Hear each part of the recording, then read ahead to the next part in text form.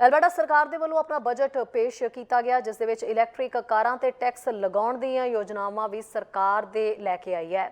Alberta ਸਰਕਾਰ electric ਕਾਰਾਂ ਤੇ ਸਾਲਾਨਾ $200 ਦਾ ਟੈਕਸ ਲਗਾਉਣ ਜਾ ਰਹੀ ਹੈ ਅਤੇ ਇਸ ਤੋਂ ਇਲਾਵਾ ਬਿਜਲੀ ਪੈਦਾ ਕਰਨ ਵਾਲੇ ਪ੍ਰੋਜੈਕਟਾਂ ਦੇ ਵਿੱਚ ਵੀ ਤਬਦੀਲੀਆਂ ਕੀਤੀਆਂ ਜਾ ਰਹੀਆਂ ਨੇ। ਕੈਨੇਡਾ ਦੀ ਫੈਡਰਲ ਸਰਕਾਰ ਦੇ ਵੱਲੋਂ 2035 ਤੱਕ ਇਲੈਕਟ੍ਰਿਕ ਕਾਰਾਂ ਹੀ ਕੈਨੇਡਾ ਵਿੱਚ ਵਿਕਣ ਸੰਬੰਧੀ ਪਾਲਿਸੀ ਬਣਾਈ ਜਾ ਰਹੀ ਹੈ। ਕਿਊਬੈਕ ਤੇ ਬ੍ਰਿਟਿਸ਼ ਕੋਲੰਬੀਆ ਦੀ ਸਰਕਾਰ ਵੱਲੋਂ ਇਲੈਕਟ੍ਰਿਕ ਕਾਰ ਖਰੀਦਣ ਤੇ ਰੀਬੇਟ ਵੀ ਦਿੱਤਾ ਜਾਂਦਾ ਹੈ, ਪਰ ਐਲਬਰਟਾ ਦਾ ਅਰਥਚਾਰਾ ਤੇਲ ਆਧਾਰਿਤ ਹੈ, ਜਿਸ ਕਾਰਨ ਉਹਨਾਂ ਵੱਲੋਂ ਲਗਾਤਾਰ ਇਨ੍ਹਾਂ ਨੀਤੀਆਂ ਦਾ ਵਿਰੋਧ ਕੀਤਾ ਜਾਂਦਾ ਹੈ। ਪ੍ਰੋਵਿੰਸ ਵੱਲੋਂ ਆਪਣਾ ਬਜਟ ਪੇਸ਼ ਕੀਤਾ ਗਿਆ, ਜਿਸ ਵਿੱਚ ਐਲਬਰਟਾ ਸਰਕਾਰ ਵੱਲੋਂ ਇਲੈਕਟ੍ਰਿਕ ਕਾਰਾਂ ਤੇ $200 ਸਾਲਾਨਾ ਟੈਕਸ ਲਗਾਉਣ ਦਾ ਫੈਸਲਾ ਲਿਆ ਗਿਆ ਹੈ, ਜੋ ਕਿ 1 ਜਨਵਰੀ 2025 ਤੋਂ ਲਾਗੂ ਹੋਵੇਗਾ। ਸਰਕਾਰ ਦਾ ਮੰਨਣਾ ਹੈ ਕਿ ਇਲੈਕਟ੍ਰਿਕ ਕਾਰਾਂ ਵੱਲੋਂ ਗੈਸ ਦੀ ਵਰਤੋਂ ਨਹੀਂ ਕੀਤੀ ਜਾਂਦੀ ਤੇ ਇਸ ਦੇ ਨਾਲ ਸਰਕਾਰ ਦੀ ਆਮਦਨ ਤੇ ਅਸਰ ਹੁੰਦਾ ਹੈ, ਇਸ ਲਈ ਇਹ ਟੈਕਸ ਜ਼ਰੂਰੀ ਹੈ। ਪ੍ਰੋਵਿੰਸ ਵੱਲੋਂ ਇਹ ਵੀ ਆਖਿਆ ਗਿਆ ਹੈ ਕਿ ਇਲੈਕਟ੍ਰਿਕ ਕਾਰਾਂ ਆਮ ਕਾਰਾਂ ਤੋਂ ਵਜਨ ਵਿੱਚ ਜ਼ਿਆਦਾ ਹੁੰਦੀਆਂ ਨੇ, ਜਿਸ ਕਾਰਨ ਰੋਡ ਇਨਫਰਾਸਟ੍ਰਕਚਰ ਤੇ ਇਸ ਦਾ ਬੋਝ ਵੀ ਜ਼ਿਆਦਾ ਹੈ। ਇਸ ਫੈਸਲੇ ਤੋਂ ਬਾਅਦ ਇਹ ਸ਼ੰਕੇ ਵੀ ਪੈਦਾ ਹੋ ਰਹੇ ਨੇ ਕਿ ਭਵਿੱਖ ਵਿੱਚ ਬਾਕੀ ਪ੍ਰੋਵਿੰਸ਼ੀਅਲ ਸਰਕਾਰਾਂ ਵੀ ਅਜਿਹੇ ਟੈਕਸ ਵੱਲ ਵਧਣਗੀਆਂ ਜਾਂ ਨਹੀਂ, ਕਿਉਂਕਿ ਉਹਨਾਂ ਦੀ ਗੈਸ ਟੈਕਸ ਤੋਂ ਹੋਣ ਵਾਲੀ ਇਨਕਮ ਤੇ ਵੀ ਅਸਰ ਪਵੇਗਾ। ਇਸ ਤੋਂ ਇਲਾਵਾ ਐਲਬਰਟਾ ਦੀ ਪ੍ਰੀਮੀਅਰ ਡੈਨੀਅਲ ਸਮਿਥ ਵੱਲੋਂ ਆਖਿਆ ਗਿਆ ਹੈ ਕਿ ਜੇਕਰ ਪ੍ਰੋਵਿੰਸ ਵਿੱਚ ਕਿਸੇ ਕੰਪਨੀ ਨੇ ਸੂਰਜੀ ਬਿਜਲੀ ਜਾਂ ਹਵਾ ਤੋਂ ਬਿਜਲੀ ਪੈਦਾ ਕਰਨ ਵਾਲਾ ਪ੍ਰੋਜੈਕਟ ਲਗਾਉਣਾ ਹੈ ਤਾਂ ਇਸ ਲਈ ਵੀ ਸਰਕਾਰ ਦੀ ਆਗਿਆ ਜ਼ਰੂਰੀ ਹੋਵੇਗੀ। ਐਗਰੀਕਲਚਰ ਜ਼ਮੀਨ, ਟੂਰਿਸਟ ਸਪੋਰਟ ਅਤੇ ਕੁਦਰਤੀ ਵਿਊ ਵਾਲੀ ਥਾਂ ਤੇ ਅਜਿਹੇ ਪ੍ਰੋਜੈਕਟਾਂ ਤੇ ਮੁਕੰਮਲ ਰੂਪ ਵਿੱਚ ਮਨਾਹੀ ਹੋਵੇਗੀ। ਬੇਸ਼ੱਕ ਪਿਛਲੇ ਸਮੇਂ ਦੌਰਾਨ ਲੱਗੇ ਅਜਿਹੇ ਪ੍ਰੋਜੈਕਟਾਂ ਵਿੱਚ 70% ਤੋਂ ਜ਼ਿਆਦਾ ਐਲਬਰਟਾ ਵਿੱਚ ਹੀ ਲੱਗੇ ਨੇ। ਦੱਸ ਦਈਏ ਕਿ ਤੇਲ ਤੋਂ ਅਰਥਚਾਰਾ ਸਿਰਫ ਸ਼ਿਫਟ ਕਰਨ ਨੂੰ ਲੈ ਕੇ ਪਹਿਲਾਂ ਹੀ ਐਲਬਰਟਾ ਸਰਕਾਰ ਦਾ ਵਿਵਾਦ ਫੈਡਰਲ ਸਰਕਾਰ ਨਾਲ ਚੱਲ ਰਿਹਾ ਹੈ, ਜਿਸ ਨੂੰ ਲੈ ਕੇ ਪ੍ਰੀਮੀਅਰ ਡੈਨੀਅਲ ਸਮਿਥ ਤੇ ਸਾਬਕਾ ਪ੍ਰੀਮੀਅਰ ਜੇਸਨ ਕੈਨੀ ਦੀ ਸਰਕਾਰ ਅਦਾਲਤ ਦਾ ਰੁਖ ਕਰ ਚੁੱਕੀ ਹੈ। 2035 ਤੱਕ ਜ਼ੀਰੋ ਇਮਿਸ਼ਨ ਬਿਜਲੀ ਗ੍ਰਿਡ ਪਾਲਿਸੀ ਨੂੰ ਐਲਬਰਟਾ 2050 ਤੱਕ ਪੂਰਾ ਕਰਨ ਦੀ ਗੱਲ ਆਖ ਰਿਹਾ ਹੈ। ਇਸ ਤੋਂ ਇਲਾਵਾ ਐਲਬਰਟਾ ਇਹ ਵੀ ਆਖ ਚੁੱਕਾ ਹੈ ਕਿ ਆਪਣੇ ਐਨਰਜੀ ਸੈਕਟਰ ਦਾ ਫੈਸਲਾ ਉਹ ਖੁਦ ਕਰਨਗੇ ਤੇ ਫੈਡਰਲ ਸਰਕਾਰ ਨੂੰ ਚਾਹੀਦਾ ਹੈ ਕਿ ਉਹ ਦੁਨੀਆ ਭਰ ਵਿੱਚ ਅਜਿਹਾ ਮਾਹੌਲ ਬਣਾਏ ਕਿ ਕੋਲੇ ਤੋਂ ਬਿਜਲੀ ਪੈਦਾ ਕਰਨ ਦੀ ਥਾਂ ਇਸ ਨੂੰ ਆਇਲ ਆਧਾਰਿਤ ਕੀਤਾ ਜਾਵੇ, ਜਿਸ ਨਾਲ ਘੱਟ ਪ੍ਰਦੂਸ਼ਣ ਹੋਵੇਗਾ। ਫਿਲਹਾਲ ਬੇਸ਼ੱਕ ਕੈਨੇਡਾ ਦੀਆਂ ਲਗਭਗ ਸਾਰੀਆਂ ਪ੍ਰੋਵਿੰਸ਼ੀਅਲ ਸਰਕਾਰਾਂ ਦਾ ਬਜਟ ਘਾਟੇ ਵਿੱਚ ਹੈ, ਪਰ ਐਲਬਰਟਾ ਸਰਕਾਰ ਵੱਲੋਂ 367 ਮਿਲੀਅਨ ਸਰਪਲਸ ਬਜਟ ਪੇਸ਼ ਕੀਤਾ ਗਿਆ ਹੈ ਤੇ ਸਰਕਾਰ ਵੱਲੋਂ 2024 ਵਿੱਚ 1 ਬਿਲੀਅਨ ਤੋਂ ਜ਼ਿਆਦਾ ਸਰਪਲਸ ਦਾ ਟੀਚਾ ਰੱਖਿਆ ਗਿਆ ਹੈ, ਜਿਸ ਦਾ ਮੁੱਖ ਆਧਾਰ ਗੈਸ ਇੰਡਸਟਰੀ ਹੈ। ਜਿਸ ਤੋਂ ਸਾਫ਼ ਹੈ ਕਿ ਐਲਬਰਟਾ ਵੱਲੋਂ ਆਪਣੀ ਗਰਾਊਂਡ ਹਕੀਕਤ ਦੇ ਆਧਾਰ ਤੇ ਫੈਸਲਾ ਲਿਆ ਗਿਆ ਹੈ, ਪਰ ਫੈਡਰਲ ਸਰਕਾਰ ਵੱਲੋਂ ਇਲੈਕਟ੍ਰਿਕ ਕਾਰ ਮਾਲਕਾਂ ਤੇ ਲਗਾਏ ਟੈਕਸ ਤੋਂ ਬਾਅਦ ਕੀ ਬਿਆਨਬਾਜ਼ੀ ਕੀਤੀ ਜਾਂਦੀ ਹੈ, ਇਸ ਤੇ ਸਭ ਦੀ ਨਜ਼ਰ ਜ਼ਰੂਰ ਰਹੇਗੀ, ਕਿਉਂਕਿ ਫੈਡਰਲ ਸਰਕਾਰ ਚਾਹੁੰਦੀ ਹੈ ਕਿ ਪ੍ਰੋਵਿੰਸ਼ੀਅਲ ਸਰਕਾਰਾਂ ਰੀਬੇਟ ਦੇ ਕੇ ਮਾਹੌਲ ਤਿਆਰ ਕਰਨ, ਪਰ ਐਲਬਰਟਾ ਸਰਕਾਰ ਨੇ ਇਹ ਟੈਕਸ ਹਾਈਡਰੋ ਕਾਰਾਂ ਤੇ ਲਾਗੂ ਨਹੀਂ ਕੀਤਾ ਹੈ। ਨਿਊਜ਼ ਡੈਸਕ ਤੋਂ ਚੈਨਲ ਪੰਜਾਬੀ ਦੀ ਰਿਪੋਰਟ। BC ਦੇ ਵਿੱਚ ਰੀਅਲ ਏਸਟੇਟ ਮਾਰਕੀਟ ਗਰੋ ਕਰ ਰਹੀ ਹੈ। ਹਰ ਘਰ ਦੇ ਵਿੱਚ ਤਕਰੀਬਨ ਇੱਕ ਮੈਂਬਰ ਤਾਂ ਜ਼ਰੂਰੀ ਰੀਅਲਟਰ ਹੈ। ਜਿਹੜੇ ਨਵੇਂ ਰੀਅਲਟਰ ਬਣਨ ਦਾ ਸੁਪਨਾ ਰੱਖਦੇ ਨੇ, ਉਹਨਾਂ ਲਈ ਰੀਅਲਟਰ ਬਣਨ ਦਾ ਪ੍ਰੋਸੈਸ ਹੁੰਦਾ ਕੀ ਹੈ, ਕਿਹਨਾਂ ਨੂੰ ਕਰਨੀ ਪੈਂਦੀ ਹੈ ਆਇਲਸ ਜਾਂ ਫਿਰ ਸੈਲਪੇਪ, ਆਓ ਸੁਣਦੇ ਹਾਂ ਨਵਾਂ ਲਾਇਸੈਂਸ ਲੈਣ ਵਾਲੇ ਰੀਅਲਟਰ ਤੋਂ। ਕੈਨੇਡਾ ਦੇ ਵਿੱਚ ਰੀਅਲਟਰ ਬਣਨ ਦਾ ਸੁਪਨਾ ਹਰ ਕੋਈ ਰੱਖਦਾ ਹੈ। ਇਹ ਸੁਪਨਾ ਪੂਰਾ ਕਿਵੇਂ ਹੁੰਦਾ ਹੈ ਤੇ ਕਿਵੇਂ ਹੋਣਾ ਚਾਹੀਦਾ, ਇਹਦੇ ਵਿੱਚ ਬਹੁਤ ਸਾਰੇ ਚੈਲੰਜ ਵੀ ਹੁੰਦੇ ਨੇ। ਨਵੇਂ ਰੀਅਲਟਰ ਨੂੰ ਕਿਵੇਂ ਜਿਹੜਾ ਆਪਣਾ ਲਾਇਸੈਂਸ ਮਿਲ ਸਕਦਾ, ਉਹ ਆਪਣਾ ਕੰਮ ਕਿਵੇਂ ਕਰ ਸਕਦੇ ਨੇ, ਇਹਦੀ ਪ੍ਰਕਿਰਿਆ ਕੀ ਹੁੰਦੀ ਹੈ, ਕਿਵੇਂ ਇਹਦਾ ਪ੍ਰੋਸੈਸ ਸਟਾਰਟ ਹੁੰਦਾ, ਕੌਣ ਕਰ ਸਕਦਾ ਤੇ ਕੌਣ ਬਣ ਸਕਦਾ ਰੀਅਲਟਰ, ਇਸ ਸੰਬੰਧੀ ਗੱਲਬਾਤ ਕਰਾਂਗੇ। ਹੁਣੇ ਜਿਨ੍ਹਾਂ ਨੂੰ ਆਪਣਾ ਲਾਇਸੈਂਸ ਮਿਲਿਆ ਤੇ ਆਪਣਾ ਕੰਮ ਬਹੁਤ ਸੋਹਣੇ ਤਰੀਕੇ ਨਾਲ ਕਰ ਰਹੇ ਨੇ, ਸੈਮਸਨ ਨਾਹਰ ਜੋ ਕਿ ਰੀਅਲਟਰ ਨੇ, ਉਹਨਾਂ ਦੇ ਨਾਲ ਇਸ ਸੰਬੰਧੀ ਗੱਲਬਾਤ ਕਰਾਂਗੇ ਕਿ ਰੀਅਲਟਰ ਬਣਨ ਦਾ ਜਿਹੜਾ ਸੁਪਨਾ ਪੂਰਨ ਕਰਨ ਦਾ ਪ੍ਰੋਸੈਸ ਹੁੰਦਾ ਕੀ ਹੈ। ਸੈਮਸਨ, ਸਵਾਗਤ ਹੈ ਜੀ ਤੁਹਾਡਾ ਚੈਨਲ ਪੰਜਾਬੀ ਤੇ। ਥੈਂਕ ਯੂ ਜੀ। ਸੈਮਸਨ, ਤੁਹਾਨੂੰ ਸਭ ਤੋਂ ਪਹਿਲਾਂ ਇਹੀ ਸਵਾਲ ਪੁੱਛਣਾ ਚਾਹਾਂਗੇ, ਰੀਅਲਟਰ ਬਹੁਤ ਸਾਰੇ ਨੇ ਔਰ ਕੈਨੇਡਾ ਦੀ ਮਾਰਕੀਟ ਤਾਂ ਭਰੀ ਪਈ ਹੈ। ਹਾਊਸਿੰਗ ਮਾਰਕੀਟ ਬੇਸ਼ੱਕ ਸਲੋ ਚੱਲ ਰਹੀ ਹੈ, ਪਰ ਰੀਅਲਟਰ ਜਿਹੜਾ ਬਣਨ ਦਾ ਕਹਿ ਲੋ ਕਿ ਪ੍ਰੋਸੈਸ ਹੈ, ਉਹ 'ਚ ਕਾਫੀ ਜ਼ਿਆਦਾ ਭੀੜ ਲੱਗੀ ਹੋਈ ਹੈ। ਸੋ ਇੱਕ ਜਿਹਨੇ ਵੀ ਰੀਅਲਟਰ ਬਣਨਾ ਹੈ, ਉਹਦਾ ਪ੍ਰੋਸੈਸ ਹੁੰਦਾ ਕੀ ਹੈ, ਕੀ ਐਲੀਜੀਬਿਲਟੀ ਹੁੰਦੀ ਹੈ ਇਹਦੇ ਲਈ? ਓਕੇ, ਸੋ ਸਭ ਤੋਂ ਪਹਿਲਾਂ ਮੈਂ ਦੱਸਣਾ ਚਾਹੁੰਦਾ ਸ਼ੁਰੂ ਦੇ ਵਿੱਚ ਕਿ ਜਿੰਨੇ ਵੀ ਰੀਅਲ ਸਟੇਟ ਪ੍ਰੋਫੈਸ਼ਨ ਚੂਜ਼ ਕਰਨਾ ਵਾ, ਸਭ ਤੋਂ ਪਹਿਲਾਂ ਕਿ ਇਹ ਬਹੁਤ ਵਧੀਆ ਪ੍ਰੋਫੈਸ਼ਨ ਆ ਐਂਡ ਇਹ ਲੌਂਗ ਟਰਮ ਪ੍ਰੋਸੈਸ ਹੈਗਾ, ਥੋੜਾ ਜਿਹਾ ਲੰਬਾ, ਇਟਸ ਨਾਟ ਕਿ ਸ਼ਾਰਟ ਟਰਮ ਆ, ਠੀਕ ਹੈ। ਸੋ ਇਹਦੀਆਂ ਕੁਝ ਰਿਕੁਆਇਰਮੈਂਟਸ ਹੁੰਦੀਆਂ। ਪ੍ਰੀ ਰਿਕੁਆਇਰਮੈਂਟਸ ਦੇ ਵਿੱਚ ਇਹਦੇ ਵਿੱਚ ਸਭ ਤੋਂ ਪਹਿਲਾਂ ਆਉਂਦਾ ਏਜ 19 ਸਾਲ ਤੋਂ ਜ਼ਿਆਦਾ ਹੋਣੀ ਚਾਹੀਦੀ ਹੈ BC ਦੇ ਵਿੱਚ। ਇਸ ਤੋਂ ਇਲਾਵਾ ਉਹਦੀ ਸੈਕੰਡਰੀ ਸਕੂਲ ਹੈ ਜਿਹੜਾ, ਉਹ ਕੰਪਲੀਟ ਕੀਤਾ ਹੋਣਾ ਚਾਹੀਦਾ। ਐਂਡ ਥਰਡ ਕਿ ਉਹ PR ਜਾਂ ਸਿਟੀਜ਼ਨ ਹੋਣਾ ਚਾਹੀਦਾ। ਓਕੇ। ਸੋ ਇਸ ਤੋਂ ਇਲਾਵਾ ਜੇ ਕੋਈ ਵਰਕ ਵੀਜ਼ਾ ਤੇ ਵੀ ਹੈਗਾ ਜੀ, ਔਰ ਕੋਈ ਵੈਲਿਡ ਵਰਕ ਵੀਜ਼ਾ, ਤੇ ਉਹ ਵੀ ਰੀਅਲ ਸਟੇਟ ਪ੍ਰੋਫੈਸ਼ਨ ਦੇ ਵਿੱਚ ਆ ਸਕਦਾ। ਓਕੇ। ਇਸ ਤੋਂ ਨਾਲ ਜਿਹੜੀ ਫੋਰਥ ਰਿਕੁਆਇਰਮੈਂਟ ਹੈ, ਜਿਹੜੀ ਕਿ ਬਹੁਤ ਇੰਪੋਰਟੈਂਟ ਆ, ਉਹ ਇਹ ਆ ਕਿ ਅਗਰ ਤੇ ਉਹਨੇ ਜਿੱਦਾਂ ਸੈਕੰਡਰੀ ਸਕੂਲ ਪਾਸ ਕੀਤਾ ਤੇ ਉਹਨੂੰ ਸੈਲਪੇਪ ਜਰਨਲ ਜਿਹੜਾ ਉਹ ਪਾਸ ਕਰਨਾ ਪੈਣਾ, ਮਿਨੀਮਮ Okay. 7 ਪੁਆਇੰਟਸ ਚਾਹੀਦੇ ਸੈਲਪਿਪ ਜਾਂ ਆਈਲੈਟਸ ਦੋਨਾਂ ਦੇ ਵਿੱਚੋਂ ਦੋਨਾਂ ਦੇ ਵਿੱਚੋਂ ਵੀ, ਹਾਂਜੀ। ਓਕੇ ਯਾ ਤੇ ਜੇ ਕੋਈ ਗ੍ਰੈਜੂਏਟ ਆ ਜਿਹਨੇ ਕੋਈ ਡਿਗਰੀ ਕੀਤੀ ਆ ਜਾਂ ਮਾਸਟਰਸ ਕੀਤੀ ਆ, ਸੋ ਉਹਨੂੰ ਆਪਣੀ ਡਿਗਰੀ ਦੀ ਇਵੈਲੂਏਸ਼ਨ ਕਰਾਣੀ ਪੈਣੀ ਆ। ਓਕੇ ਸੋ ਉਹ BCIT ਦੀ ਵੈਬਸਾਈਟ ਦੇ ਵਿੱਚ ਜਾ ਕੇ ਉੱਥੋਂ ਆਪਣੀ ਇਵੈਲੂਏਸ਼ਨ ਕਰਾ ਸਕਦਾ। ਸੋ ਇਹ ਸਾਰੀਆਂ ਪ੍ਰੀ ਜਿਹੜੀਆਂ ਰਿਕੁਆਇਰਮੈਂਟ ਆ UBC ਦੇ ਰੀਅਲ ਸਟੇਟ ਲਾਇਸੈਂਸ ਨੂੰ ਪਾਸ ਕਰਨ ਤੋਂ ਪਹਿਲਾਂ। ਓਕੇ ਠੀਕ ਹੈ, ਵਾਂਸ ਆਪਾਂ ਆਪਣੇ ਆਪ ਨੂੰ ਰਜਿਸਟਰ ਕਰ ਲੈਂਦੇ ਆ, ਇਹ ਰਿਕੁਆਇਰਮੈਂਟ ਆਪਾਂ ਪੂਰੀਆਂ ਕਰ ਦਿੰਦੇ ਆ, ਦੈਨ ਫਿਰ UBC ਸਾਨੂੰ 20 ਅਸਾਈਨਮੈਂਟਸ ਦਿੰਦਾ ਕਿ ਜਿਹੜੀਆਂ ਕਿ ਆਪਾਂ ਸਬਮਿਟ ਕਰਨੀਆਂ ਉਹਨਾਂ ਨੂੰ ਜੀ। ਤੇ ਐਵਰੀ ਵੀਕ ਆਪਾਂ 2 ਅਸਾਈਨਮੈਂਟਸ ਤੋਂ ਜ਼ਿਆਦਾ ਸਬਮਿਟ ਨਹੀਂ ਕਰ ਸਕਦੇ। ਸੋ ਆਪਣਾ ਲਗਭਗ 2.5 ਮਹੀਨੇ ਸਾਡਾ ਅਸਾਈਨਮੈਂਟ ਸਬਮਿਟ ਕਰਨ ਦੇ ਲੱਗ ਜਾਂਦਾ ਇਹਨੂੰ। ਓਕੇ ਠੀਕ ਹੈ, ਸੋ ਜਦੋਂ ਇਹ ਸਾਰਾ ਕੁਝ ਫੁੱਲਫਿਲ ਆਪਾਂ ਕਰ ਦਿੰਦੇ ਆ, ਫਿਰ ਆਪਾਂ ਐਲੀਜੀਬਲ ਹੁੰਦੇ ਆ ਆਪਣਾ ਐਗਜ਼ਾਮ ਜਿਹੜਾ ਰਾਈਟ ਕਰਨ ਵਾਸਤੇ। ਓਕੇ ਸੋ ਇਹ ਜਿਹੜੀ ਸੈਲਪਿਪ ਕਹ ਲੋ ਲੈਂਗੁਏਜ ਕੋਰਸ ਹੈ, ਸੈਲਪਿਪ ਜਾਂ ਫਿਰ ਆਇਲਟਸ ਕਰਨ ਦਾ, ਇਹ ਸਾਰਿਆਂ ਵਾਸਤੇ ਜ਼ਰੂਰੀ ਨਹੀਂ ਹੈ, ਹਰ ਕਿਸੇ ਨੂੰ ਕਰਨੀ ਨਹੀਂ ਪੈਂਦੀ? ਨਹੀਂ, ਇਹ ਹਰ ਕਿਸੇ ਨੂੰ ਨਹੀਂ ਜ਼ਰੂਰੀ, ਇਹ ਸਿਰਫ ਜਿਹੜੇ ਸੈਕੰਡਰੀ ਸਕੂਲ ਜਿਨ੍ਹਾਂ ਨੇ ਪਾਸ ਕੀਤਾ ਉਹਨਾਂ ਨੂੰ। ਓਕੇ ਠੀਕ ਹੈ, ਤੇ ਫਿਰ ਉਸ ਤੋਂ ਬਾਅਦ ਰਜਿਸਟਰ ਜਿਹੜੀ ਉਹ ਕਰਵਾਉਣਾ ਪੈਂਦਾ UBC ਤੋਂ ਸਾਰਾ? UBC ਦੀ ਵੈਬਸਾਈਟ, ਇਹਦੇ ਲਾਇਸੈਂਸ ਦਾ ਕੋਰਸ ਜਿਹੜਾ ਹੈਗਾ ਉਹਨੂੰ ਆਪਾਂ ਕਹਿੰਦੇ real state licence trading licensing services ਜੀ।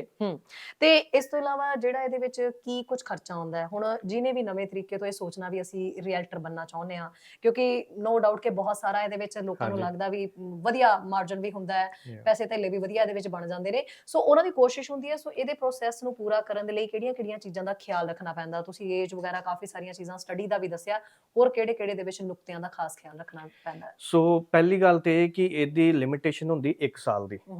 ਠੀਕ ਹੈ, ਜਦੋਂ ਆਪਾਂ ਰਜਿਸਟਰ ਕਰਦੇ ਸਾਨੂੰ 1 ਸਾਲ ਉਹ ਦਿੰਦੇ ਆ। 1 ਸਾਲ ਦੇ ਵਿੱਚ ਆਪਾਂ ਸਾਨੂੰ 2 ਅਟੈਂਪਟ ਦਿੰਦੇ ਆ ਇਹਨੂੰ ਕਰਨ ਦੇ, ਤੇ 2 ਅਟੈਂਪਟ ਦੇ ਵਿੱਚ ਆਪਾਂ ਇਹਨਾਂ ਨੂੰ ਪਾਸ ਕਰਨਾ। 70% ਇਹਦੇ ਮਾਰਕਸ ਚਾਹੀਦੇ ਹੁੰਦੇ ਸਾਨੂੰ। ਅਗਰ ਆਪਾਂ ਇਹਨੂੰ ਨਹੀਂ ਕਰ ਪਾਉਂਦੇ ਤੇ ਸਾਨੂੰ ਐਟਲੀਸਟ 3 ਮੰਥ ਵੇਟ ਕਰਨੀ ਪੈਣੀ ਹੈ। ਓਕੇ ਸੋ ਲਾਇਸੈਂਸ ਆਂਦੇ ਤੱਕ ਸਾਡਾ ਜਿਹੜਾ ਕੁੱਲ ਖਰਚਾ ਵਾ ਜਿਹੜਾ $5,000 ਤੋਂ $7,000 ਲੱਗ ਜਾਂਦਾ। ਓਕੇ ਲਾਇਸੈਂਸ ਲੈਣ ਦੇ ਤੱਕ। ਆਫਟਰ ਲਾਇਸੈਂਸ ਵੀ ਤੁਸੀਂ ਮੰਨ ਕੇ ਚੱਲੋ ਕਿ $5,000 ਤੋਂ $6,000 ਲੱਗ ਜਾਂਦਾ। ਓਕੇ ਤੇ ਉਹ ਤਾਂ ਚਲੋ ਕੋਈ ਨਹੀਂ, ਲਾਇਸੈਂਸ ਲੱਗ ਗਿਆ ਤੇ ਬਾਅਦ ਦੇ ਵਿੱਚ ਫਿਰ ਪੈਸੇ ਵਧੀਆ ਬਣ ਵੀ ਜਾਂਦੇ ਨੇ, ਹਨਾ, ਇਸ ਮਾਰਕੀਟ ਦੇ ਵਿੱਚ। ਹਾਂਜੀ ਸੈਮਸਨ, ਬਹੁਤ ਸਾਰੇ ਜਿਹੜੇ ਯੰਗਸਟਰ ਹੈ, ਕਈ ਵਾਰੀ ਜਦੋਂ ਰੀਅਲਟਰ ਬਣਨ ਦਾ ਸੁਪਨਾ ਰੱਖਦੇ ਨੇ, ਉਹਨਾਂ ਨੂੰ ਲੱਗਦਾ ਵੀ ਘਰ ਦੇ ਵਿੱਚ, ਮੈਨੂੰ ਲੱਗਦਾ ਹੁਣ ਤਾਂ ਸਾਰੇ ਕਿਤੇ ਘਰ ਦੇ ਵਿੱਚ ਇੱਕ ਬੰਦਾ ਤਾਂ ਰੀਅਲਟਰ ਹੈ ਹੀ ਹੈ। ਹਾਂਜੀ, ਔਰ BC ਦੇ ਵੀ ਅਸੀਂ ਹਰ ਘਰ ਦੇ ਵਿੱਚ ਦੇਖ ਸਕਦੇ ਹਾਂ, ਸਰੀ ਦੇ ਵਿੱਚ ਹਰ ਘਰ ਦੇ ਵਿੱਚ ਇੱਕ ਮੈਂਬਰ ਕੋਈ ਨਾ ਕੋਈ ਰੀਅਲਟਰ ਹੁੰਦਾ ਹੀ ਹੈ। ਹਾਂਜੀ, ਤਾਂ ਇਹ ਰੀਅਲਟਰ ਦਾ ਜਿਹੜਾ ਕਹਿ ਲੋ ਕਿ ਜਦੋਂ ਅਸੀਂ ਸੋਚਦੇ ਹਾਂ, ਸਿਰਫ ਇਹਦਾ ਇੱਕ ਹੀ ਮਕਸਦ ਹੁੰਦਾ ਵੀ ਜੇ ਪੈਸੇ ਬਣਾਉਣਾ ਸਾਡੇ ਦਿਮਾਗ ਦੇ ਵਿੱਚ ਆਉਂਦਾ ਹੈ, ਜਾਂ ਫਿਰ ਹੋਰ ਕਿਵੇਂ ਅੱਗੇ ਲਾਈਫ ਟਾਈਮ ਤੁਹਾਡੀ ਹੈਲਪ ਕਰ ਸਕਦਾ ਹੈਗਾ? ਸੋ ਤੁਸੀਂ ਦੇਖਿਆ ਹੋਣਾ ਕਿ ਜਿਹੜੇ ਰੀਅਲ ਸਟੇਟ ਲੋਕਾਂ ਨੂੰ ਬੜੇ ਜਣੇ ਇਦਾਂ ਹੀ ਸ਼ੁਰੂ ਕਰ ਲੈਂਦੇ ਆ ਕਿ ਹਾਂ, ਲੋਕਾਂ ਦੀਆਂ ਪੋਸਟਾਂ ਦੇਖ ਕੇ, ਉਹਨਾਂ ਦੀਆਂ ਸਟੋਰੀਆਂ ਦੇਖ ਕੇ, ਟਰੈਵਲਿੰਗ ਦੇਖ ਕੇ, ਹਨਾ, ਤੇ ਕਈ ਵਾਰੀ ਘਰ ਦੇਖ ਕੇ ਵੀ ਹਾਂ ਯਾਰ ਇਹ ਕਰ ਰਿਹਾ ਤੇ ਮੈਂ ਵੀ ਕਿਉਂ ਨਹੀਂ ਕਰ ਸਕਦਾ, ਜੋ ਕਿ ਸਹੀ ਵੀ ਆ। ਬਟ ਚੈਲੰਜ ਇਹ ਆਂਦਾ ਕਿ ਜੇ ਉਹ ਸਿਰਫ ਇਸੇ ਕਰਕੇ ਸ਼ੁਰੂ ਕਰ ਰਹੇ ਆ ਪੈਸੇ ਕਮਾਉਣ ਵਾਸਤੇ, ਤੇ ਇਹ ਬਹੁਤ ਵੱਡਾ ਚੈਲੰਜ ਆ। ਇਹ ਕਿਉਂਕਿ ਇਹ ਮੈਂ ਤੁਹਾਨੂੰ ਹੁਣੇ ਸ਼ੇਅਰ ਕੀਤਾ ਕਿ ਇਹ ਲੌਂਗ ਟਰਮ ਪ੍ਰੋਸੈਸ ਹੈ, ਕੋਈ ਸ਼ਾਰਟ ਟਰਮ ਨਹੀਂ ਹੈਗਾ। ਓਕੇ ਠੀਕ ਹੈ, ਸੋ ਇਹਦੇ ਵਿੱਚ ਕਾਫੀ ਚੈਲੰਜਸ ਇਹ ਆਂਦੇ ਆ ਕਿ ਪਹਿਲੀ ਜਿਹੜਾ ਚੈਲੰਜ ਇਹ ਚ ਆਂਦਾ ਕਿ ਇਹਦੇ ਵਿੱਚ ਸਟੇਬਿਲਿਟੀ ਨਹੀਂ ਹੈਗੀ। ਓਕੇ ਸਟੇਬਿਲਿਟੀ ਇਨ ਦਾ ਸੈਂਸ ਕਿ ਇਹ ਇਨਸਟੇਬਲ ਆ, ਨਾ ਕੋਈ ਇੱਥੇ ਸੈੱਟ ਆਵਰਸ ਆ, ਨਾ ਕੋਈ ਸੈੱਟ ਇਨਕਮ ਆ। ਇਹ ਡਿਪੈਂਡ ਕਰਦੀ ਰਹਿੰਦੀ ਆ ਤੁਹਾਡੇ ਕੰਮ ਦੇ ਉੱਤੇ ਜਾਂ ਮਾਰਕੀਟ ਦੇ ਉੱਤੇ। ਠੀਕ ਹੈ, ਨਾ ਤੁਹਾਡਾ ਕੋਈ ਇਹਦੇ ਵਿੱਚ ਬੌਸ ਹੈਗਾ, ਸੋ ਕਿਸੇ ਨੇ ਤੁਹਾਨੂੰ ਰਿਸਪੌਂਸਿਬਿਲਟੀਆਂ ਨਹੀਂ ਦੇਣੀਆਂ। ਸੋ ਇਹਦੇ ਵਿੱਚ ਸਾਰੀਆਂ ਰਿਸਪੌਂਸਿਬਿਲਟੀਆਂ ਖੁਦ ਹੀ ਲੈਣੀਆਂ ਪੈਂਦੀਆਂ ਤੇ ਖੁਦ ਹੀ ਕੰਮ ਕਰਨਾ ਪੈਂਦਾ ਵਾ। ਤੇ ਜੇ ਸਾਡੇ ਵਿੱਚ ਇਹ ਸਕਿੱਲ ਨਹੀਂ ਹੈਗੀ ਤੇ ਸਾਨੂੰ ਇਹ ਡਿਵੈਲਪ ਕਰਨੀ ਪੈਣੀ ਹੈ। ਬਿਲਕੁਲ। ਸੋ ਚੈਲੰਜ ਨੂੰ ਵੀ ਕਹਿ ਲਓ, ਚੈਲੰਜ ਨੂੰ ਮੀਟ ਕਰਨਾ ਵੀ ਇੱਕ ਬੜਾ ਵੱਡਾ ਚੈਲੰਜ ਹੁੰਦਾ ਹੈ। ਸੋ ਤੁਹਾਨੂੰ ਲੱਗਦਾ ਵੀ ਹਰ ਕੋਈ ਇਹਨੂੰ ਕਰ ਲੈਂਦਾ? ਜੇ ਮਾਰਕੀਟ ਦੇ ਵਿੱਚ, ਇਸ ਪ੍ਰੋਫੈਸ਼ਨ ਦੇ ਵਿੱਚ ਜੇ ਕੋਈ ਪੈ ਹੀ ਗਿਆ ਤਾਂ ਬੜੇ ਸੋਹਣੇ ਤਰੀਕੇ ਨਾਲ ਇਹਨੂੰ ਚਲਾ ਸਕਦਾ, ਪਰ ਮਿਹਨਤ ਇਹਦੇ ਵਿੱਚ ਖਾਸ ਤੌਰ ਤੇ ਜ਼ਰੂਰੀ ਹੈ। ਹਾਂਜੀ, ਮਿਹਨਤ ਸਭ ਤੋਂ ਪਹਿਲਾਂ। ਇਹਦੇ ਵਿੱਚ ਕੁਝ ਸਕਿੱਲਸ ਆ ਜਿਹੜੀਆਂ ਸਾਨੂੰ ਕਿ ਉਹਨਾਂ ਦੇ ਉੱਤੇ ਧਿਆਨ ਰੱਖਣਾ ਪੈਣਾ, ਕਿਉਂਕਿ ਜਦੋਂ ਆਪਾਂ ਕੋਈ ਵੀ ਗੇਮ ਖੇਲਦੇ ਨਾ, ਉਹਦੇ ਰੂਲ ਪਤਾ ਹੋਣੇ ਚਾਹੀਦੇ ਆ। ਠੀਕ ਹੈ, ਇਹਦੇ ਵਿੱਚ ਇਹ ਰੂਲ ਆ ਕਿ ਤੁਹਾਡੇ ਕੋਲ ਕਮਿਊਨੀਕੇਸ਼ਨ ਸਕਿੱਲਸ ਹੋਣੀਆਂ ਚਾਹੀਦੀਆਂ। ਠੀਕ ਹੈ, ਤੁਹਾਡੇ ਕੋਲ ਡੈਡੀਕੇਸ਼ਨ ਹੋਣੀ ਚਾਹੀਦੀ, ਕਮਿਟਮੈਂਟ ਹੋਣੀ ਚਾਹੀਦੀ ਆ, ਤੇ ਵਰਕ ਐਥਿਕਸ ਹੋਣੇ ਬਹੁਤ ਜ਼ਰੂਰੀ ਆ। ਠੀਕ ਹੈ, ਜੇ ਤੁਹਾਡੇ ਵਿੱਚ ਇਹ ਕੁਆਲਿਟੀਜ਼ ਨਹੀਂ ਹੈ ਤੇ ਇਹ ਇਦਾਂ ਨਹੀਂ ਹੈ ਕਿ ਤੁਸੀਂ ਨਹੀਂ ਕਰ ਸਕਦੇ ਇਹਨੂੰ, ਤੁਸੀਂ ਇਹਨੂੰ ਡਿਵੈਲਪ ਕਰ ਸਕਦੇ ਹੋ। ਜਦੋਂ ਤੁਸੀਂ ਇਹਨਾਂ ਨੂੰ ਡਿਵੈਲਪ ਕਰੋਗੇ, ਕੌਨਫੀਡੈਂਸ ਆਂਦਾ ਜੀ, ਰਾਈਟ। ਕਮਿਊਨੀਕੇਸ਼ਨ ਸਕਿੱਲਸ ਦੇ ਉੱਤੇ ਇੱਕ ਗੱਲ ਬੜੀ ਵਧੀਆ, it's not what you say, it's how you say। So real estate ਦੇ ਵਿੱਚ ਇਹ ਬਹੁਤ ਜ਼ਿਆਦਾ ਇੰਪੋਰਟੈਂਟ, ਕਿਉਂਕਿ ਜੋ ਵੀ ਤੁਸੀਂ ਬੋਲਦੇ ਹੋ ਉਹ ਮੈਟਰ ਕਰਦਾ। ਜੀ। ਸੋ ਇਹਦੇ ਵਿੱਚ ਇਹ ਸਕਿੱਲਸ ਦੀ ਤੁਹਾਨੂੰ ਲੋੜ ਪੈਂਦੀ ਆ। ਹੁਣ ਦੀ ਮਾਰਕੀਟ ਦੇ ਹਿਸਾਬ ਦੇ ਨਾਲ ਅਖੀਰ ਦੇ ਵਿੱਚ ਕੀ ਕਹਿਣਾ ਚਾਹੋਗੇ? ਲੱਗਦਾ ਵੀ ਰੀਅਲਟਰ ਬਣਨਾ ਚਾਹੀਦਾ ਹੈ, ਠੀਕ ਪ੍ਰੋਫੈਸ਼ਨ ਹੈ ਜੋ ਹਾਲਾਤ ਬਣੇ ਹੋਏ ਨੇ? ਸੋ ਮੈਂ ਤੇ ਸਾਰਿਆਂ ਨੂੰ ਪਹਿਲੀ ਗੱਲ ਤੇ ਇਨਕਰੇਜ ਇਹੋ ਹੀ ਕਰਨਾ ਚਾਹੁੰਦਾ, ਜਿਹੜਾ ਤੇ ਕੋਈ ਰੀਅਲ ਸਟੇਟ ਪ੍ਰੋਫੈਸ਼ਨ ਦੇ ਵਿੱਚ ਆਉਣਾ ਚਾਹੁੰਦਾ ਤੇ ਉਹਨੂੰ ਆਉਣਾ ਚਾਹੀਦਾ ਜੇ ਉਹਨੂੰ ਲੱਗਦਾ ਕਿ ਉਹ ਇਹਦੇ ਵਿੱਚ ਕਰ ਸਕਦਾ। ਬਟ ਹਾਂ, ਜੇ ਉਹਦਾ ਮਾਈਂਡਸੈਟ ਥੋੜਾ ਜਿਹਾ ਸਟਰੋਂਗ ਨਹੀਂ ਹੈ, ਜੇ ਉਹਦਾ ਮਾਈਂਡਸੈਟ ਆ ਕਿ ਹਾਂ ਮੈਨੂੰ ਇੱਕ ਸੈੱਟ ਇਨਕਮ ਜਾਂ ਸੈੱਟ ਆਵਰਸ ਚਾਹੀਦੇ ਆ ਮੰਥਲੀ, ਤੇ ਉਹਦੇ ਵਾਸਤੇ ਮੈਂ ਕਹਿੰਦਾ ਕਿ ਉਹਦੇ ਵਾਸਤੇ ਚੈਲੰਜਿੰਗ ਹੋ ਸਕਦਾ। ਬਟ ਯੈਸ, ਸਕਿੱਲਸ ਜੇ ਤੁਸੀਂ ਸਿੱਖ ਸਕਦੇ ਹੋ, ਇਸ ਪ੍ਰੋਫੈਸ਼ਨ ਦੇ ਵਿੱਚ ਆ ਸਕਦੇ ਹੋ। ਮੈਂਟਰਸ਼ਿਪ ਦੀ ਬਹੁਤ ਲੋੜ ਪੈਂਦੀ ਆ, ਤੇ ਕੋਸ਼ਿਸ਼ ਕਰੋ ਕਿ ਇਹ ਸਾਰੀਆਂ ਸਕਿੱਲਸ ਆਪਣੇ ਆਪ ਨੂੰ ਅਪਡੇਟ ਕਰਕੇ ਰੱਖੋ, ਤੇ ਜਦੋਂ ਤੁਸੀਂ ਇਹ ਸਾਰਾ ਕੁਝ ਕਰਦੇ ਹੋ ਤੇ 100% ਜਿਹੜੀ ਸਕਸੈਸ ਆ ਤੁਹਾਨੂੰ ਮਿਲਦੀ ਹੀ ਮਿਲਦੀ ਹੈ। So Samson, thank you so much ਜਿਹੜੀ ਸਾਰੀ ਗੱਲਬਾਤ ਸਾਂਝੀ ਕਰਨ ਦੇ ਲਈ। ਸੋ ਇਸ ਪ੍ਰੋਸੈਸ ਬਾਰੇ ਤੁਸੀਂ ਸੁਣ ਤਾਂ ਲਿਆ ਹੁਣ, ਇਹ ਵੀ ਜਿਹੜੇ ਰੀਅਲਟਰ ਬਣਨ ਦਾ ਸੁਪਨਾ ਰੱਖ ਰਹੇ ਨੇ ਜਾਂ ਫਿਰ ਇਹਦੇ ਬਾਰੇ ਸੋਚ ਰੱਖਦੇ ਨੇ, ਤਾਂ ਜਿਹੜੀਆਂ ਚੈਲੰਜ ਨੇ ਜਿਨ੍ਹਾਂ ਨੂੰ ਮੀਟ ਕਰਨਾ, ਇੱਕ ਤਾਂ ਉਹ ਬਹੁਤ ਜ਼ਿਆਦਾ ਜ਼ਰੂਰੀ ਹੈ, ਤੇ ਨਾਲ ਦੀ ਨਾਲ ਤੁਹਾਨੂੰ ਆਪਣੀ ਐਜੂਕੇਸ਼ਨ ਦੇ ਹਿਸਾਬ ਦੇ ਨਾਲ ਵੀ ਤੁਹਾਨੂੰ ਦੇਖਣਾ ਪੈਣਾ ਵੀ ਕੀ ਤੁਹਾਨੂੰ ਲੈਂਗੁਏਜ ਕੋਰਸ ਜਿਹੜਾ ਉਹ ਕਰਨਾ ਪੈਣਾ। ਪ੍ਰਿੰਸ ਜਾਰਜ BC ਦੇ ਵਿੱਚ RCMP ਸ਼ਾਰਟ ਟਰਮ ਕਿਰਾਏ ਦੇ ਆਪਰੇਟਰਾਂ ਨੂੰ ਗਿਰੋਹ ਦੀਆਂ ਗਤੀਵਿਧੀਆਂ ਤੇ ਨਜ਼ਰ ਰੱਖਣ ਦੇ ਲਈ ਚੇਤਾਵਨੀ ਦੇ ਰਿਹਾ ਹੈ। ਮਾਊਂਟੇਜ਼ ਨੇ ਕਿਹਾ ਹੈ ਕਿ ਉਹਨਾਂ ਨੇ ਹਾਲ ਹੀ ਦੇ ਮਹੀਨਿਆਂ ਦੇ ਵਿੱਚ ਕਈ ਉਦਾਹਰਨਾਂ ਦਰਜ ਕੀਤੀਆਂ ਨੇ, ਜਿਨ੍ਹਾਂ ਵਿੱਚ ਮੇਜ਼ਬਾਨਾਂ ਨੇ ਪਾਇਆ ਹੈ ਕਿ ਉਹਨਾਂ ਦੇ ਮਹਿਮਾਨ ਅਪਰਾਧਕ ਗਿਰੋਹ ਦੀਆਂ ਗਤੀਵਿਧੀਆਂ ਦੇ ਵਿੱਚ ਸ਼ਾਮਿਲ ਨੇ। RCMP ਨੇ ਕਿਹਾ ਹੈ ਕਿ ਮਕਾਨ ਮਾਲਕ ਲਈ ਇਸ ਕਿਸਮ ਦੇ ਗਾਹਕਾਂ ਨੂੰ ਜਾਇਦਾਦ ਤੋਂ ਬਾਹਰ ਕੱਢਣਾ ਮੁਸ਼ਕਿਲ ਹੋ ਜਾਂਦਾ ਹੈ ਜਦੋਂ ਉਹ ਪਹਿਲਾਂ ਹੀ ਘਰ ਦੇ ਵਿੱਚ ਹੁੰਦੇ ਨੇ, ਤੇ ਜਾਂ ਤਾਂ ਉਹਨਾਂ ਦੇ ਇਕਰਾਰਨਾਮੇ ਦੀ ਮਿਤੀ ਤੋਂ ਅੱਗੇ ਉਹ ਰਹਿੰਦੇ ਨੇ ਜਾਂ ਕਿਰਾਏ ਦੀਆਂ ਸ਼ਰਤਾਂ ਦੀ ਉਲੰਘਣਾ ਕਰਦੇ ਪਾਏ ਜਾਂਦੇ ਨੇ। ਉਸ ਸਮੇਂ ਪੁਲਿਸ ਦੀ ਸ਼ਮੂਲੀਅਤ ਦੀ ਵੀ ਲੋੜ ਹੁੰਦੀ ਹੈ। ਇਸ ਬਸੰਤ ਦੇ ਵਿੱਚ BC ਦੇ ਨਵੇਂ ਜਿਹੜੇ ਸ਼ਾਰਟ ਟਰਮ ਰੈਂਟਲ ਦੇ ਕਿਰਾਏ ਦੇ ਨਿਯਮ ਲਾਗੂ ਹੋਣ ਦੇ ਨਾਲ ਇੱਕ ਮੇਜ਼ਬਾਨ ਦੇ ਪ੍ਰਮੁੱਖ ਨਿਵਾਸ ਤੱਕ ਕਿਰਾਏ ਨੂੰ ਸੀਮਿਤ ਕਰਦੇ ਨੇ। ਪੁਲਿਸ ਦਾ ਕਹਿਣਾ ਹੈ ਕਿ ਜਨਤਾ ਨੂੰ ਵਧੇਰੇ ਚੌਕਸ ਰਹਿਣਾ ਚਾਹੀਦਾ ਹੈ। ਮੇਜ਼ਬਾਨਾਂ ਨੂੰ ਇਹ ਜਾਂਚ ਕਰਨ ਲਈ ਤਾਕੀਦ ਕੀਤੀ ਜਾ ਰਹੀ ਹੈ ਕਿ ਕਿਸੇ ਸੰਭਾਵੀ ਮਹਿਮਾਨ ਦਾ ਕਿਰਾਏ ਦੇ ਪਲੇਟਫਾਰਮ ਨਾਲ ਕੋਈ ਇਤਿਹਾਸ ਨਹੀਂ ਹੈ ਤੇ ਉਹ ਵਰਤ ਰਹੇ ਨੇ ਤੇ ਕੀ ਇਹ ਪੋਜ਼ਿਟਿਵ ਹੈ। ਉਹਨਾਂ ਲੋਕਾਂ ਨੂੰ ਇੰਟਰਨੈਟ ਤੇ ਗੈਸਟ ਦੇ ਨਾਮ ਦੀ ਖੋਜ ਕਰਨ ਦੇ ਲਈ ਵੀ ਕਿਹਾ ਜਾ ਰਿਹਾ ਹੈ ਤੇ ਨਾਲ ਹੀ ਸੂਬੇ ਦੇ ਆਨਲਾਈਨ ਅਦਾਲਤੀ ਰਿਕਾਰਡਾਂ ਦੇ ਡੇਟਾਬੇਸ ਦੇ ਵਿੱਚ ਵੀ ਸ਼ਾਮਿਲ ਹੈ। ਮੇਜ਼ਬਾਨਾਂ ਨੂੰ ਅੱਗੇ ਸਲਾਹ ਦਿੱਤੀ ਜਾਂਦੀ ਹੈ ਕਿ ਉਹ ਭੁਗਤਾਨ ਦੇ ਤੌਰ ਤੇ ਵੱਡੀ ਰਕਮ ਨੂੰ ਸਵੀਕਾਰ ਨਾ ਕਰਨ ਤੇ ਉਹਨਾਂ ਲੋਕਾਂ ਤੋਂ ਸਾਵਧਾਨ ਰਹਿਣ ਜੋ ਮਹੀਨਿਆਂ ਦੇ ਕਿਰਾਏ ਦਾ ਪਹਿਲਾਂ ਤੋਂ ਭੁਗਤਾਨ ਕਰਨਾ ਚਾਹੁੰਦੇ ਨੇ। ਕਿਊਬਿਕ ਕੋਰਟ ਆਫ ਅਪੀਲ ਨੇ ਕਿਊਬਿਕ ਸਰਕਾਰ ਨੇ ਕਾਨੂੰਨ 21 ਨੂੰ ਜਾਇਜ਼ ਕਰ ਦਿੱਤਾ ਹੈ। ਅਦਾਲਤ ਦਾ ਕਹਿਣਾ ਹੈ ਕਿ ਇਹ ਕਾਨੂੰਨੀ ਤੌਰ ਦੇ ਉੱਤੇ ਸਹੀ ਹੈ ਤੇ ਹੇਠਲੀ ਅਦਾਲਤ ਦਾ ਫੈਸਲਾ ਸਹੀ ਨਹੀਂ ਹੈ। ਇਸ ਦੇ ਬਾਅਦ ਇਹ ਮਾਮਲਾ ਸੁਪਰੀਮ ਕੋਰਟ ਪੁੱਜਣ ਦੀ ਸੰਭਾਵਨਾ ਹੈ। ਇਹ ਕਾਨੂੰਨ ਪ੍ਰੋਵਿੰਸ ਦੇ ਵਿੱਚ ਸਰਕਾਰੀ ਮੁਲਾਜ਼ਮਾਂ ਦੇ ਧਾਰਮਿਕ ਚਿੰਨ੍ਹ ਪਾਉਣ ਤੇ ਪਾਬੰਦੀ ਲਗਾਉਂਦਾ ਹੈ। ਕਿਊਬਿਕ ਸਰਕਾਰ ਵੱਲੋਂ 2019 ਦੇ ਵਿੱਚ ਬਿੱਲ 21 ਲਿਆਂਦਾ ਗਿਆ ਜੋ ਕਾਨੂੰਨ ਦਾ ਰੂਪ ਧਾਰ ਗਿਆ। ਇਸ ਕਾਨੂੰਨ ਦੇ ਤਹਿਤ ਸਰਕਾਰੀ ਮੁਲਾਜ਼ਮ ਬੇਸ਼ੱਕ ਉਹ ਸਕੂਲ ਅਧਿਆਪਕ ਜਾਂ ਪੁਲਿਸ ਵਿੱਚ ਹੈ, ਉਹ ਡਿਊਟੀ ਦੌਰਾਨ ਕੋਈ ਵੀ ਧਾਰਮਿਕ ਚਿੰਨ੍ਹ ਨਹੀਂ ਪਾ ਸਕਦੇ। ਇਸ ਕਾਨੂੰਨ ਦੇ ਨਾਲ ਸਿੱਖ, ਮੁਸਲਿਮ, ਯੂਜ ਅਤੇ ਭਾਈਚਾਰੇ ਨਾਲ ਸੰਬੰਧਿਤ ਲੋਕ ਸਭ ਤੋਂ ਜ਼ਿਆਦਾ ਪ੍ਰਭਾਵਿਤ ਹੋ ਰਹੇ ਨੇ, ਜਿਨ੍ਹਾਂ ਵੱਲੋਂ ਲਗਾਤਾਰ ਇਸ ਕਾਨੂੰਨ ਦਾ ਵਿਰੋਧ ਕੀਤਾ ਜਾ ਰਿਹਾ ਸੀ। ਇਸ ਦੇ ਖਿਲਾਫ ਰੋਸ ਪ੍ਰਦਰਸ਼ਨ ਵੀ ਕੀਤੇ ਗਏ ਤੇ ਅਦਾਲਤੀ ਲੜਾਈ ਵੀ ਲੜੀ। ਇਸ ਦਾ ਵਿਰੋਧ ਕਰਨ ਵਾਲੇ ਲੋਕਾਂ ਨੇ ਇਸ ਨੂੰ ਧਾਰਮਿਕ ਆਜ਼ਾਦੀ ਤੇ ਹਮਲਾ ਕਰਾਰ ਦਿੱਤਾ ਸੀ। ਬਾਅਦ ਵਿੱਚ ਇਸ ਵਿਰੁੱਧ ਧਰਨੇ ਪ੍ਰਦਰਸ਼ਨ ਵੀ ਕੀਤੇ ਗਏ। ਫੈਡਰਲ ਸਰਕਾਰ ਦੇ ਵੱਲੋਂ ਇਸ ਤੇ ਟਿੱਪਣੀ ਕਰਦੇ ਆਖਿਆ ਗਿਆ ਕਿ ਇਸ ਕਾਨੂੰਨ ਦਾ ਵਿਰੋਧ ਕਰਨ ਵਾਲਿਆਂ ਦਾ ਸਮਰਥਨ ਉਹ ਕਰਦੇ ਨੇ। ਇਹ ਮਾਮਲਾ ਕਿਊਬਿਕ ਸੁਪੀਰੀਅਰ ਕੋਰਟ ਦੇ ਵਿੱਚ ਪਹੁੰਚਿਆ, ਜਿੱਥੇ ਅਦਾਲਤ ਵੱਲੋਂ 2021 ਵਿੱਚ ਫੈਸਲਾ ਸੁਣਾਇਆ ਗਿਆ ਕਿ ਇੰਗਲਿਸ਼ ਸਕੂਲਾਂ ਦੇ ਅਧਿਆਪਕਾਂ ਨੂੰ ਇਸ ਕਾਨੂੰਨ ਤੋਂ ਛੋਟ ਰਹੇਗੀ, ਭਾਵ ਕਿ ਉਹ ਡਿਊਟੀ ਦੌਰਾਨ ਧਾਰਮਿਕ ਚਿੰਨ੍ਹ ਜਿਹੜੇ ਨੇ ਉਹ ਪਾ ਸਕਦੇ ਨੇ। ਕਿਊਬਿਕ ਦੀ ਸਰਕਾਰ ਵੱਲੋਂ ਅਦਾਲਤ ਦੇ ਇਸ ਫੈਸਲੇ ਖਿਲਾਫ ਨੋਟ ਦੇ ਵਿੱਚ ਸਟੈਂਡ ਕਲੋਜ਼ ਲਿਆ ਗਿਆ ਅਤੇ ਕਿਊਬਿਕ ਕੋਰਟ ਆਫ ਅਪੀਲ ਦੇ ਵਿੱਚ ਪਟੀਸ਼ਨ ਪਾਈ ਗਈ। ਅਦਾਲਤ ਵੱਲੋਂ ਹੁਣ ਫੈਸਲਾ ਸੁਣਾਇਆ ਗਿਆ ਹੈ ਕਿ ਸਰਕਾਰ ਵੱਲੋਂ ਲਿਆਂਦਾ ਗਿਆ ਕਾਨੂੰਨ ਸਹੀ ਹੈ, ਜਿਨ੍ਹਾਂ ਸੁਪੀਰੀਅਰ ਕੋਰਟ ਦੇ ਫੈਸਲੇ ਨੂੰ ਬਦਲ ਦਿੱਤਾ। ਹੁਣ ਕਿਊਬਿਕ ਵਿੱਚ ਪਬਲਿਕ ਸੈਕਟਰ ਦੇ ਵਿੱਚ ਕੰਮ ਕਰਨ ਵਾਲੇ ਹਰ ਮੁਲਾਜ਼ਮ ਨੂੰ ਧਾਰਮਿਕ ਚਿੰਨ੍ਹ ਪਾਉਣ ਤੇ ਮਨਾਹੀ ਹੋਵੇਗੀ। ਜੇਕਰ ਉਹ ਇਸ ਫੈਸਲੇ ਵਿਰੁੱਧ ਸੁਪਰੀਮ ਕੋਰਟ ਆਫ ਕੈਨੇਡਾ ਵਿੱਚ ਅਪੀਲ ਕੀਤੀ ਜਾਂਦੀ ਹੈ ਤਾਂ ਉੱਥੇ ਫੈਡਰਲ ਸਰਕਾਰ ਦਾ ਇਸ ਤੇ ਕੀ ਸਟੈਂਡ ਹੋਵੇਗਾ, ਇਹ ਵੀ ਦੇਖਣਾ ਜ਼ਰੂਰੀ ਹੋਵੇਗਾ, ਕਿਉਂਕਿ ਫੈਡਰਲ ਸਰਕਾਰ ਇਸ ਮਾਮਲੇ ਵਿੱਚ ਕੀ ਸਪਸ਼ਟ ਸਟੈਂਡ ਲੈਂਦੀ ਹੈ, ਇਹ ਮਾਮਲਾ ਸੁਪਰੀਮ ਕੋਰਟ ਪੁੱਜਣ ਤੋਂ ਬਾਅਦ ਹੀ ਪਤਾ ਲੱਗੇਗਾ। ਇਸ ਕਾਨੂੰਨ ਦੇ ਲਾਗੂ ਹੋਣ ਤੋਂ ਬਾਅਦ ਕੁਝ ਅਜਿਹੇ ਮਾਮਲੇ ਵੀ ਸਾਹਮਣੇ ਆਏ ਨੇ ਕਿ ਧਾਰਮਿਕ ਚਿੰਨ੍ਹ ਬਹਾਲ ਰੱਖਣ ਦੇ ਲਈ ਬਹੁਤ ਸਾਰੇ ਲੋਕਾਂ ਵੱਲੋਂ ਨੌਕਰੀ ਛੱਡ ਦਿੱਤੀ ਗਈ। ਕਿਊਬਿਕ ਸਰਕਾਰ ਨੇ ਇਸ ਮਾਮਲੇ ਤੇ ਵਾਰ-ਵਾਰ ਸਪਸ਼ਟ ਕੀਤਾ ਹੈ ਕਿ ਉਹਨਾਂ ਦਾ ਕਾਨੂੰਨ ਕਿਸੇ ਵੀ ਧਾਰਮਿਕ ਆਜ਼ਾਦੀ ਤੇ ਹਮਲਾ ਨਹੀਂ, ਬਲਕਿ ਪੂਰੀ ਤਰ੍ਹਾਂ ਸੈਕੂਲਰ ਹੈ, ਜੋ ਕਿ ਸਭ ਦੇ ਨਾਲ ਬਰਾਬਰਤਾ ਦਾ ਵਿਹਾਰ ਕਰਦਾ ਹੈ।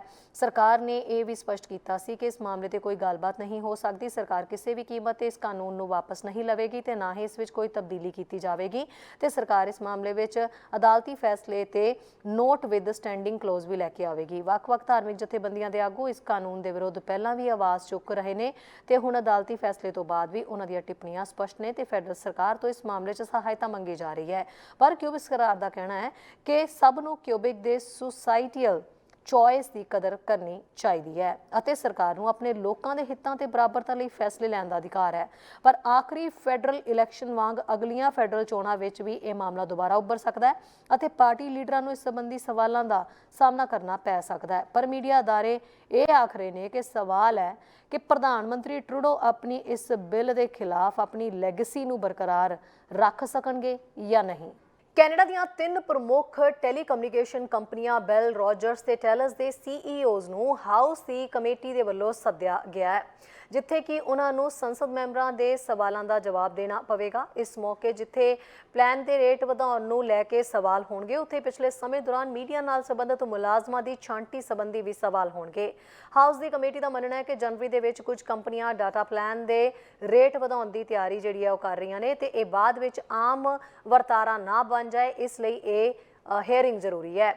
ਪਰ ਕੰਪਨੀਆਂ ਦਾ ਕਹਿਣਾ ਹੈ ਕਿ ਉਹਨਾਂ ਕੈਨੇਡੀਅਨਸ ਲਈ ਸਸਤੇ ਪਲਾਨ ਮੁਹੱਈਆ ਕਰਵਾਏ ਨੇ ਤੇ ਪਹਿਲਾਂ ਦੇ ਮੁਕਾਬਲੇ ਕਾਫੀ ਸਸਤੇ ਪਲਾਨ ਕੰਪਨੀਆਂ ਵੱਲੋਂ ਮੁਹੱਈਆ ਕਰਵਾਏ ਗਏ ਨੇ ਤੇ ਭਵਿੱਖ ਵਿੱਚ ਕੰਪਨੀਆਂ ਘੱਟ ਕੀਮਤ ਤੇ ਚੰਗੇ ਪਲਾਨ ਮੁਹੱਈਆ ਕਰਵਾਉਣ ਲਈ ਵਚਨਬੱਧ ਹੈ।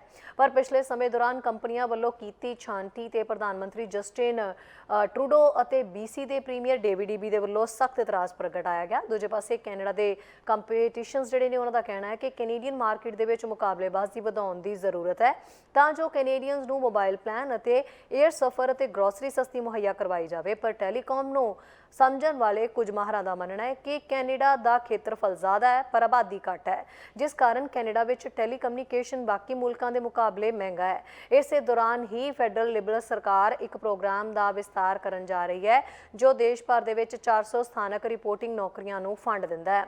ਵਿਰਾਸਤੀ ਮੰਤਰੀ ਜਿਹੜੇ ਨੇ ਉਹਨਾਂ ਦਾ ਇਸ ਦੇ ਉੱਤੇ ਕਹਿਣਾ ਹੈ ਕਿ ਓਟਵਾ 2027 ਤੱਕ ਲੋਕਲ ਜਰਨਲਿਜ਼ਮ ਇਨੀਸ਼ੀਏਟਿਵਸ ਨੂੰ ਜਾਰੀ ਰੱਖਣ ਲਈ ਹੋਰ $58.8 ਮਿਲੀਅਨ ਖਰਚ ਕਰੇਗਾ। ਪ੍ਰੋਗਰਾਮ ਜੋ ਕਿ ਸਥਾਨਕ ਰਿਪੋਰਟਰਾਂ ਨੂੰ ਨਿਯੁਕਤ ਕਰਨ ਲਈ ਸਮਾਚਾਰ ਸੰਗਠਨਾਂ ਨੂੰ ਫੰਡ ਪ੍ਰਦਾਨ ਕਰਦਾ ਹੈ, ਪਹਿਲੀ ਵਾਰ 2019 ਵਿੱਚ ਸਥਾਪਿਤ ਕੀਤਾ ਗਿਆ ਸੀ। ਸਰਕਾਰ ਦਾ ਕਹਿਣਾ ਹੈ ਕਿ ਉਹਨਾਂ ਦੇ ਪੱਤਰਕਾਰ ਸਵਦੇਸ਼ੀ ਸਰਕਾਰੀ ਭਾਸ਼ਾ, ਘੱਟ ਗਿਣਤੀ ਤੇ LGBTQ+ ਭਾਈਚਾਰਿਆਂ ਸਮੇਤ ਘੱਟ ਸੇਵਾ ਵਾਲੇ ਭਾਈਚਾਰਿਆਂ ਵਿੱਚ ਖਬਰਾਂ ਦੀ ਕਵਰੇਜ ਪ੍ਰਦਾਨ ਕਰਦੇ ਨੇ। ਪ੍ਰੈਸ ਦੀ ਸੁਤੰਤਰਤਾ ਦੀ ਰੱਖਿਆ ਲਈ ਗੈਰ ਲਾਭਕਾਰੀ ਸੰਸਥਾਵਾਂ ਦੁਆਰਾ ਫੰਡਿੰਗ ਦਾ ਪ੍ਰਬੰਧ ਕੀਤਾ ਜਾਂਦਾ ਹੈ। ਕੈਨੇਡੀਅਨ ਪ੍ਰੈਸ ਸੰਪਾਦਕੀ ਸਹਾਇਤਾ ਅਤੇ ਤਕਨੀਕੀ ਅਤੇ ਡਿਲੀਵਰੀ ਸੇਵਾਵਾਂ ਲਈ ਨਿਊਜ਼ ਮੀਡੀਆ ਕੈਨੇਡਾ ਦੇ ਨਾਲ ਇਕਰਾਰਨਾਮੇ ਰਾਹੀਂ ਪਹਿਲਕਦਮੀ ਵਿੱਚ ਹਿੱਸਾ ਲੈਂਦੇ ਨੇ। ਨਿਊਜ਼ ਮੀਡੀਆ ਕੈਨੇਡਾ 7 ਗੈਰ ਮੁਨਾਫਿਆਂ ਵਿੱਚੋਂ ਇੱਕ ਹੈ ਜੋ ਪ੍ਰੋਗਰਾਮ ਦਾ ਸੰਚਾਲਨ ਕਰਦੇ ਨੇ। CP ਨੂੰ LJI ਦੁਆਰਾ ਸਿੱਧੇ ਤੌਰ ਤੇ ਫੰਡ ਨਹੀਂ ਦਿੱਤਾ ਜਾਂਦਾ ਤੇ ਪੱਤਰਕਾਰ ਅਹੁਦਿਆਂ ਲਈ LJI ਗ੍ਰਾਂਟ ਦੇ ਪੈਸੇ ਨਹੀਂ ਪ੍ਰਾਪਤ ਕਰਦੇ ਨੇ। CP ਲਈ ਇੱਕ ਪ੍ਰਤੀਨਿਧੀ ਪੈਨਲ ਵਿੱਚ ਹਿੱਸਾ ਲੈਂਦਾ ਹੈ ਜੋ ਨਿਊਜ਼ ਮੀਡੀਆ ਕੈਨੇਡਾ ਦੁਆਰਾ ਪ੍ਰਸਤਾਵਿਤ ਜਿਹੜੇ ਨੇ ਉਹ LJI ਗ੍ਰਾਂਟਾਂ ਦੇ ਲਈ ਅਰਜ਼ੀਆਂ ਦੀ ਸਮੀਖਿਆ ਕਰਦਾ ਹੈ। ਸਾਡਾ ਹਰ ਇੱਕ ਪ੍ਰੋਗਰਾਮ ਦੇਖਣ ਤੇ ਸਾਡੇ ਨਾਲ ਜੁੜਨ ਲਈ ਸਬਸਕ੍ਰਾਈਬ ਕਰੋ ਚੈਨਲ ਪੰਜਾਬੀ ਤੇ ਨੋਟੀਫਿਕੇਸ਼ਨ ਲਈ ਬੈਲ ਆਈਕਨ ਵਾਲੇ ਬਟਨ ਤੇ ਕਲਿੱਕ ਕਰੋ।